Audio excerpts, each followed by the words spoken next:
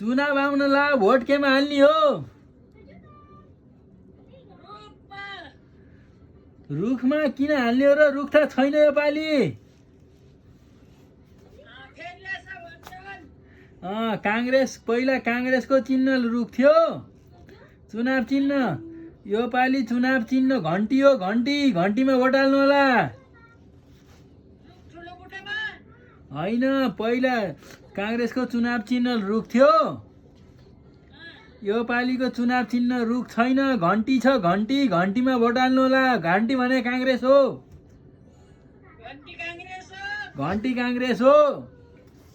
घन्टीमा घन्टीमा vote हालेपछि काङ्ग्रेसले जित्छ।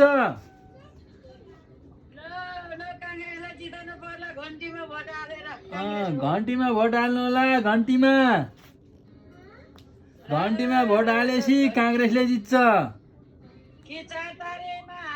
होइन होइन, हाल्ने होइन। घन्टीमा भोट हालेपछि काङ्ग्रेसले जित्छ।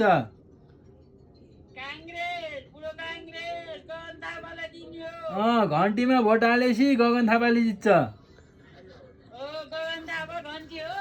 घन्टीमा भोट हालेपछि गगन थापा प्रधानमन्त्री।